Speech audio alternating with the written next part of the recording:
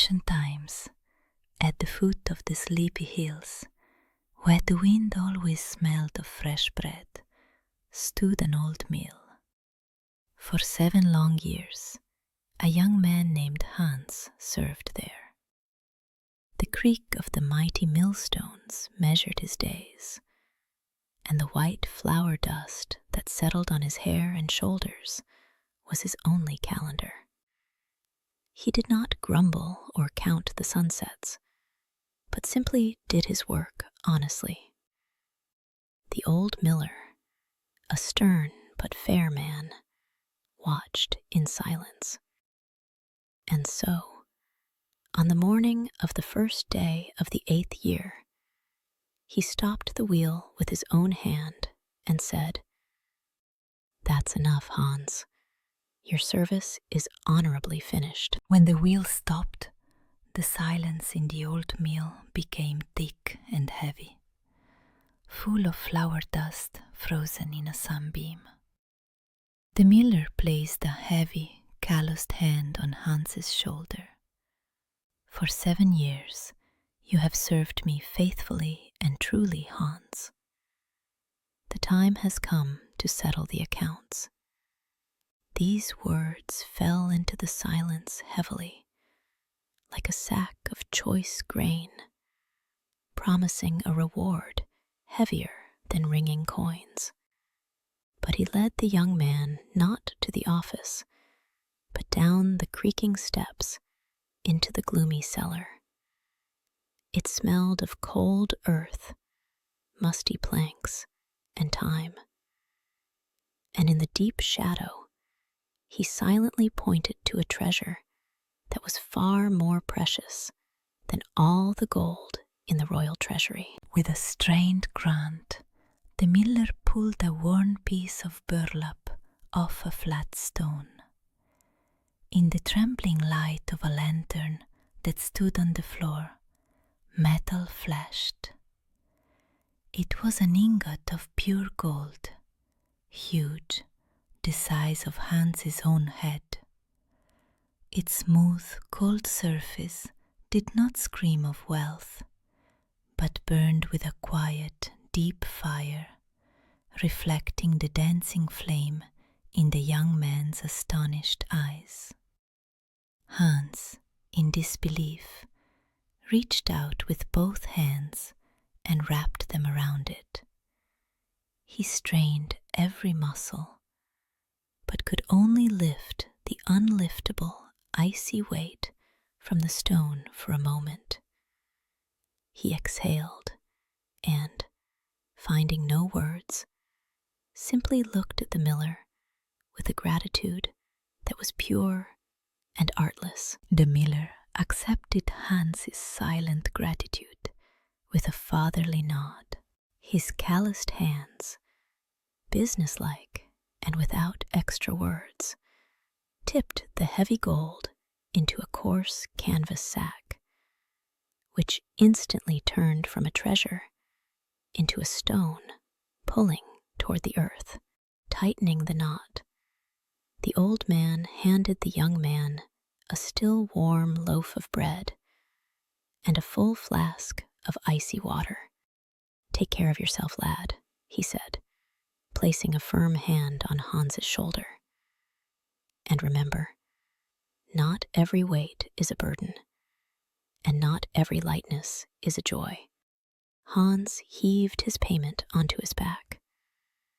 His shoulders immediately slumped, and without looking back, he slowly trudged down the road toward home. The sun was at its zenith, and the dusty road seemed like an endless, red-hot ribbon.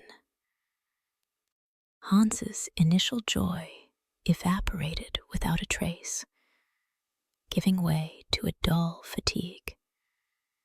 He trudged along, constantly shifting the heavy sack from one aching shoulder to the other. Acrid sweat streamed down his face, getting into his eyes and making it hard to see the path.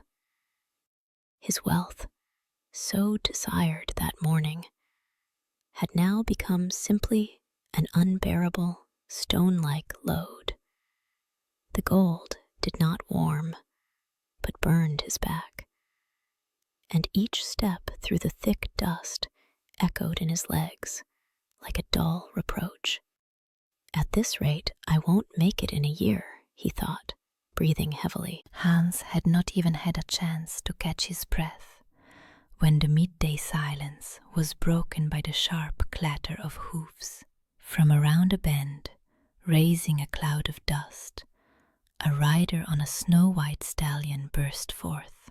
Oh, what luck! What swiftness! The horse beneath him did not walk, but danced, playfully moving its legs as if the ground could not hold it. It was not a man flying down the road, but lightness incarnate, the dream of any pedestrian. But this lightness had a strangely exhausted face. The richly dressed gentleman sat hunched in the saddle, constantly wincing in pain and clutching his lower back. Every graceful leap of the spirited horse sent a jolt through his back. Finally, unable to bear the agonizing jolting any longer, the rider pulled hard on the reins. The horse snorted in displeasure, stopping dead in its tracks. And so, two kinds of exhaustion met on the road. One from an unliftable weight, the other from an unstoppable lightness. The rider, wincing from the pain in his back, looked at the slowly trudging Hans and exclaimed with bitter envy, "You are a lucky man. You just walk along slowly. But my horse is so eager to gallop, it has shaken the very soul out of me." Hans stopped.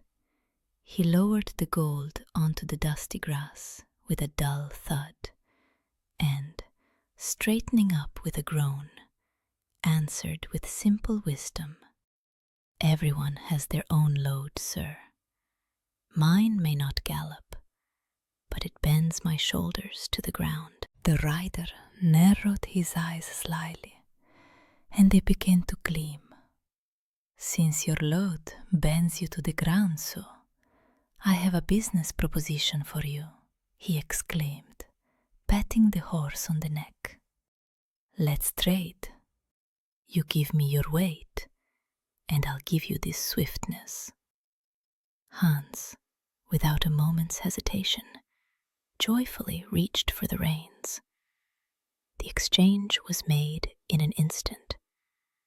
Our Hans flew into the high saddle as lightly as a bird, and his back immediately straightened, and the former rider, groaning loudly, barely managed to heave the sack onto his shoulders. The gold pressed him to the ground, and he trudged away, already bent in half. In a single moment, a weight the size of a head was replaced by a freedom that smelled of wind and horse sweat. At first, Hans was jubilant. How easy it was!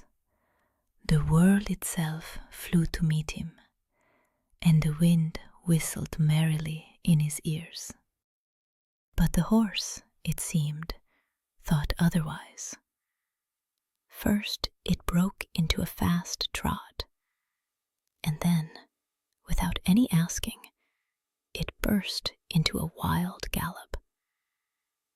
Hans was tossed about in the saddle like a sack of potatoes. His hat flew off, and the trees blurred into one solid green stripe. Too fast was all he had time to think, clinging to the mane. The joy of flight quickly turned into a desperate struggle, and Hans realized he had traded one unruly burden for another. Only this one was far more willful and alive. While Hans, clinging to the reins, tried to calm the spirited steed, it suddenly bolted to the side, nearly knocking over a tired peasant woman who was leading a cow by the halter. "Forgive me, good woman," Hans gasped, struggling to restrain the heated animal. The peasant woman only sighed heavily, adjusting her disheveled headscarf. "There's nothing to apologize for," she said wearily. "It's all this stubborn one of mine. I decided to take her to the fair, but she's planted her feet and won't take another step." Thus, uncontrollable speed ran into stubborn slowness, and on the dusty road, two travelers met, each carrying a burden that was not their own. "Oh, what a spirited steed you have," the peasant woman said, getting up from the ground with a groan. "It almost left me without my only provider." Hans, rubbing his bruised side, just sighed. The speed that had seemed like a gift had turned into a burden. "But my little cow is calm. She just walks along slowly," the woman continued, lovingly stroking the animal. "And she gives milk too. Imagine, if you want a drink, here's a mug of fresh milk. If you want to eat, here's cheese and butter for you." Hans's stomach rumbled treacherously. These simple words about milk and butter sounded sweeter to him than the promise of a swift ride to the very edge of the world. The thoughts of milk had not yet faded when a cow, lazily swishing its tail, ambled toward him, followed by the tired peasant woman. Hans's face lit up with an idea, as simple and clear as a summer's day. "Let's trade," he proposed. "For you, swift legs to get to the fair on time, and for me, a quiet pace and fresh milk." The peasant woman gasped, not believing her luck. She nimbly jumped into the saddle, and in a moment, the horse was carrying her away at a fast trot, leaving only a small cloud of dust behind. Hans, for his part, calmly took the warm rope in his hands, and once again he was left on the dusty road. But now his steps matched the slow and measured swaying of the cow's flanks. The midday sun heated the road, and thirst became Hans' persistent companion. But he had a solution, a real walking well of fresh milk. He crouched down awkwardly, trying to grab the udder. But the cow, not appreciating such familiarity, immediately kicked out with its leg. Another attempt ended with a sharp slap of its tail across his cheek, as if he were a pesky fly. The promised rivers of milk never flowed, leaving Hans with a stubborn cow and an even more stubborn thirst. He understood. To have a treasure and to know how to use it are not at all the same thing. Driven by a thirst that was stronger than his disappointment, Hans finally made his way to a village well. By the well frame, in the shade of an old willow, a sturdy young man in a stained apron was resting, giving him a lazy nod. Under his arm, he held a large white goose. The bird sat remarkably still, and only its plumage seemed to have a life of its own under the midday sun. Every ray of light that touched the smooth feathers ignited a brief but dazzling golden spark deep within them. Hans froze, staring at this quiet radiance, which could have been dismissed as a simple play of light if it had not been so persistently beckoning. This radiance led Hans to the village well, where a new trial awaited him. There, groaning, he was unsuccessfully trying to milk his stubborn cow, which had no intention of standing still. Suddenly, a loud laugh rang out behind him. "Ah, lad," the butcher, who had walked up, chuckled good-naturedly. "Having a cow is a troublesome business, but my goose here is a marvel, not a bird.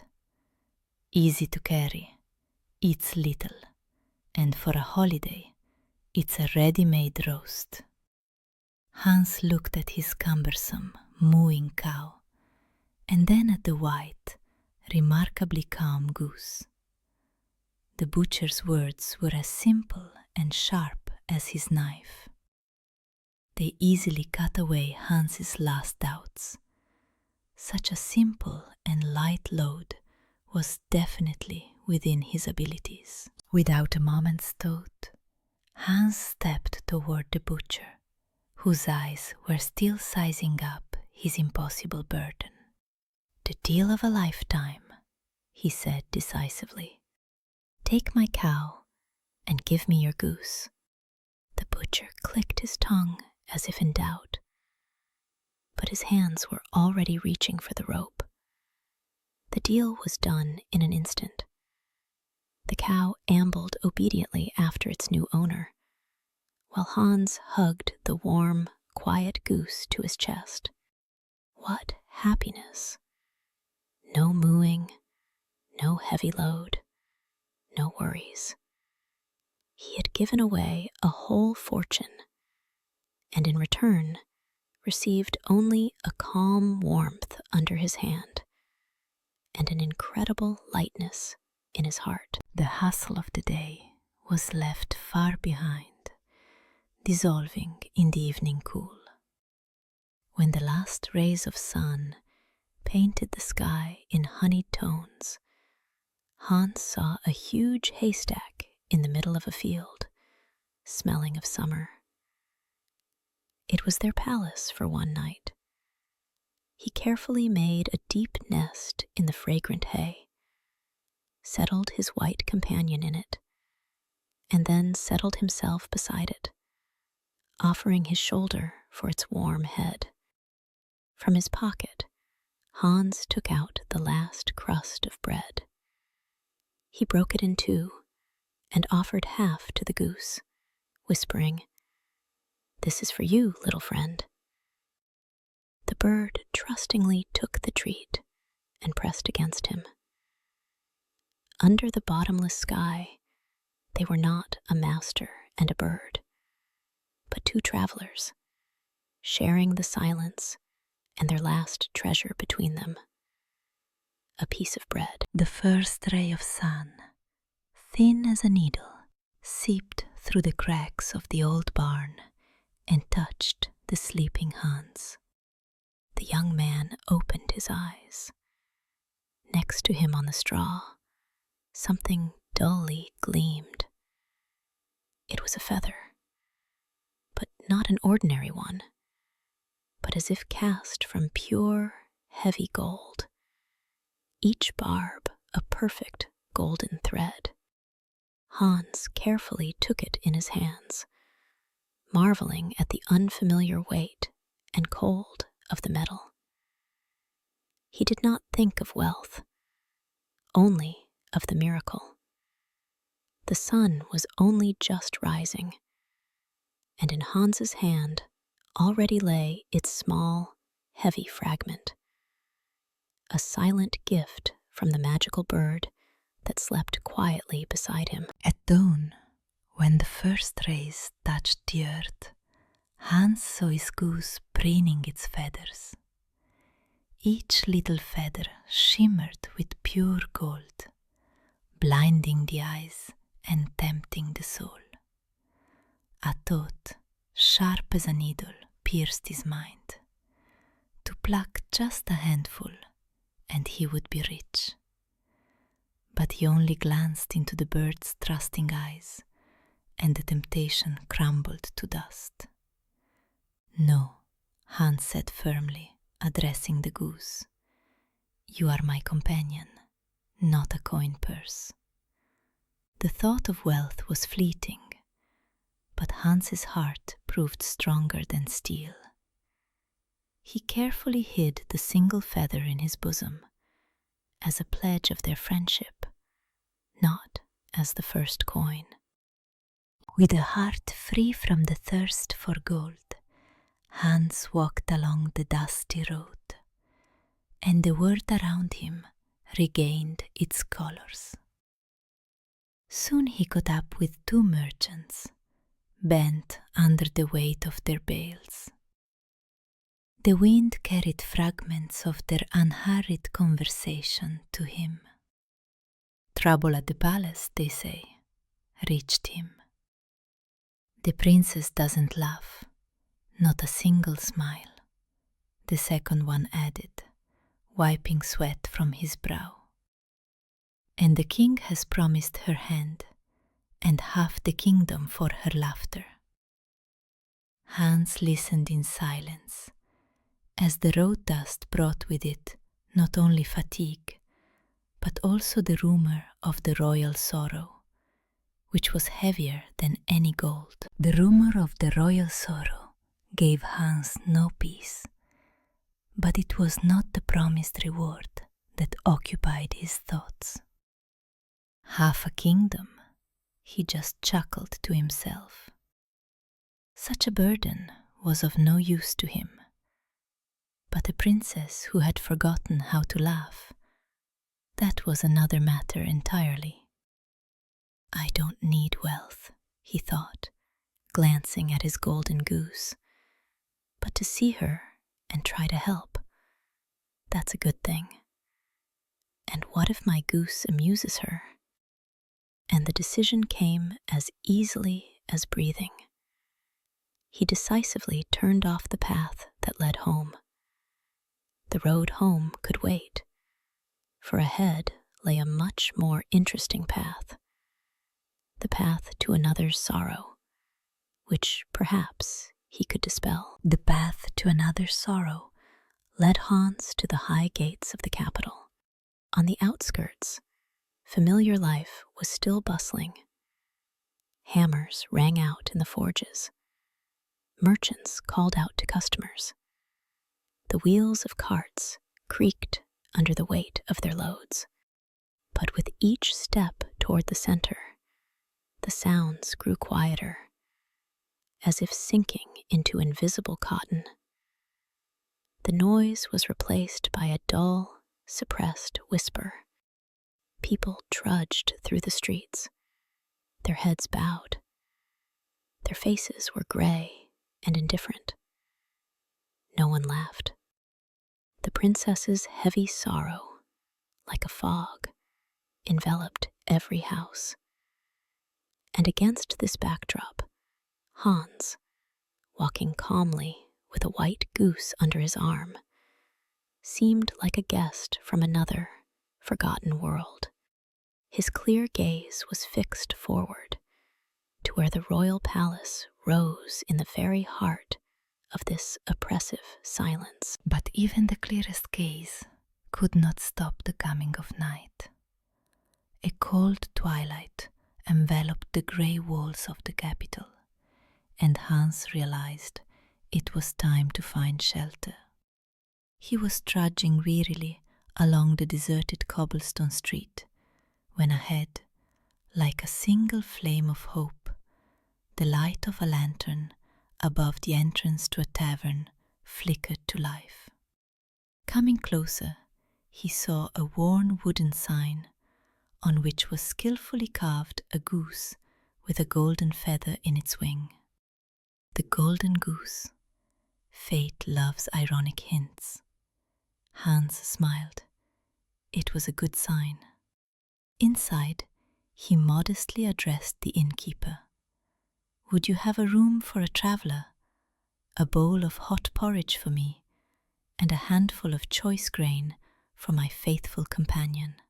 he asked, carefully holding the bird close. The innkeeper nodded obligingly, placing steaming porridge and choice grain on the old oak table. Hans gratefully sat down on the rough bench. As he settled his faithful goose more comfortably on his lap, he shifted carelessly. From his bosom, the tip of the feather slipped out for just a moment, catching the dim candlelight and flashing like a small sun. And that was enough. One brief flash stirred up such a storm of greed in his soul that it took his breath away. His small eyes, sleepy until now, lit up with a wicked, greedy fire. His gaze darted predatorily from the feather to the trusting bird and back. A crooked smirk snaked across the host's lips. Gold was already ringing in his dark mind. As soon as the thought of gold burned his mind, the innkeeper, moving stealthily, slipped into the kitchen. Grabbing his wife by the shoulder, he hissed right in her ear. "That simpleton is sleeping with a hen that lays golden eggs. Tonight, when he's asleep, I'll pull out at least one little feather. Just one. Come to your senses. This is theft. We'll be caught." She rustled in horror, backing away. But greed whispered such sweet words in his ear that the voice of his own wife's reason sounded no louder than the squeak of a mouse. "One feather will make us rich," he snapped, and a cold, determined fire gleamed in his eyes. As soon as Hans went out into the yard, the innkeeper, having waited for the opportune moment, tiptoed up to the goose. His heart was pounding with greed, and golden coins were already dancing in his eyes. Holding his breath, he slowly, like a thief, reached for the most magnificent tail feather. His fingers had barely touched the golden shaft when an icy shock shot through his hand. It was stuck, fast, as if it had landed in boiling tar. The innkeeper jerked in horror once, twice, useless. He had reached for wealth, but had only grasped his own greed, which now held him tighter than any shackles. Stunned, he froze in an absurd posture, chained to the living treasure, unable to either cry out or move. The innkeeper's stupor gave way to fury. He pulled once, twice, in vain. The golden goose just cackled cheerfully, as if mocking his helplessness. At this noise and the desperate cries, his wife ran out from the kitchen. "What are you doing, you old fool?" she roared, not understanding what was happening. The woman rushed over and grabbed her husband by the shoulder with all her might to tear him away from the precious bird. In that same instant, her palm stuck fast to his doublet. She had wanted to pull her husband away from his foolishness, but instead, she just became the first car in this ridiculous little train. The ruckus and desperate cries of this strange pair carried all down the street, attracting the curious. Just then, the neighbor, a baker, a ruddy and cheerful, good-natured man, covered from head to toe in flour, was passing by. Seeing this scene, he clutched his immense belly and burst out laughing. "What kind of dance are you doing here?" his bass voice boomed. He decided it was some kind of silly joke, and, wanting to separate them, gave the innkeeper's wife a friendly pat on the back. In that same instant, his palm stuck as firmly as if it had been nailed on. The laugh stuck in his throat. His good intention to help resulted in the baker himself becoming part of this absurd living garland. At that very moment, Hans returned to the tavern and froze on the threshold, seeing the bizarre scene. Instead of anger, his face showed surprise. And then he broke into cheerful laughter. Hans looked at this living chain and could think of nothing better than to turn others' greed into the most unusual parade in the world. "Since you've all grown so fond of my goose," he said with a wink, "let's all go for a walk together. Maybe they can help us at the palace." With these words, he calmly took the golden goose under his arm and, without looking back, headed for the exit. The unfortunate chain of people, jerking and groaning, trailed after him into the street. No sooner had this living garland tumbled out onto the cobblestones than a guard's voice boomed at the noise. "Stop this disturbance." He rushed to grab the baker by the shoulder, but only got helplessly stuck, becoming the fourth in the line. His legs began to march in time with the others against his will. Right then, a lively fishwife jumped in, thinking the officer of the law was just fooling around. "Here now," she giggled, trying to pinch his side, and immediately became the fifth link. The chain of greed and curiosity grew with every step, turning into a hilarious procession that rolled straight toward the royal palace. When this bizarre procession rolled out into the main square, the age-old silence that had gripped the capital cracked deafeningly. Hans walked in front, and behind him, like beads on a string, stumbled and cursed the line of poor souls stuck to the goose. Townsfolk poured out of the grey houses and shuttered shops. At first, there was bewilderment on their faces, but the sight of the hilarious procession made the first lips begin to twitch, and then laughter erupted.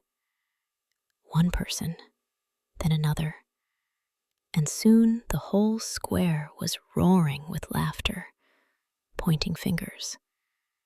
This living, uncontrollable carnival rolled toward the palace, and its waves of merriment washed the grey dust of sorrow from the city. Thus, a simple boy, without knowing it himself, was healing the entire city, having prescribed it the only medicine: good, infectious laughter. The wave of unstoppable laughter finally reached the royal palace, crashing against its high stone walls. This noise, lively and infectious, penetrated through the thick glass, disturbing the sad silence of the high chambers. The princess, whose days passed in silent sorrow, was distracted from her reflection and walked over to the carved balcony. Below, right at the gates, the most bizarre procession was moving. A simple boy leading a goose, and behind him, as if glued on, trailed a living garland of a priest, two gossips, and even the royal cook himself. And so, the most ridiculous spectacle in the kingdom appeared before the saddest eyes in the world. At first, the corners of her lips, which had not known a smile, trembled almost imperceptibly. Then the first smile, still uncertain but already warm, ran across the princess's face. But when the clumsy baker, slipping on his own pastry, collapsed, pulling the whole line of oddballs down with him like dominoes, a quiet giggle escaped from her chest. And then the dam broke. Laughter rang out, loud, happy, and ringing. This silver peal, which the kingdom had not heard for years, soared over the rooftops, washing away the gray sorrow and melting the ice in people's hearts. The world regained its colors, and at the very moment, the princess's first laugh in many years soared to the heavens. The magical bonds holding the greedy procession snapped like dried-out threads. The innkeeper, his wife, the baker, and all the others flew apart from each other with a dull thud, tumbling into the road dust. A moment of stunned silence was replaced by a crimson blush of shame that flooded their faces. Without looking at one another, they hastily got up and scattered, hiding their eyes, as if the peal of a bell had dispelled the spell, leaving only an empty space behind where the ridiculous chain had been. The magic had done its job and vanished. When the noisy crowd had subsided, leaving only a hollow echo in the square, Hans stood alone under the gaze of the king, who was watching from the balcony. Soon the heavy oak doors swung open, and the monarch himself came out to him. His face, just yesterday clouded by grief, was shining with a father's gratitude. "You have returned the light to my palace, young man," his voice boomed. "Ask for whatever you wish, savior of my daughter." Hans bowed his head with simple dignity. "I need nothing, your majesty," he answered quietly. "I am just glad that the princess is laughing again." In the face of treasures, he stood as simply as he did by the millstones of his mill, knowing that true wealth does not jingle with gold, but sounds with happy laughter. And the princess, looking not at gold, but into his honest eyes, smiled for the first time, truly. She quietly asked her father for a wedding, for her heart had chosen not a prince, but a simple man with a kind soul. The wise king blessed them and gave them not a palace, but a cozy mill by the river, where it smelled of fresh bread and peace. And in that same instant, the golden goose shook itself, becoming an ordinary white goose. Its miracle had fulfilled its purpose. Thus, Hans found his happiness not in wealth, but in love and simple labor, having found the one kingdom that you would not trade for any treasure in the world.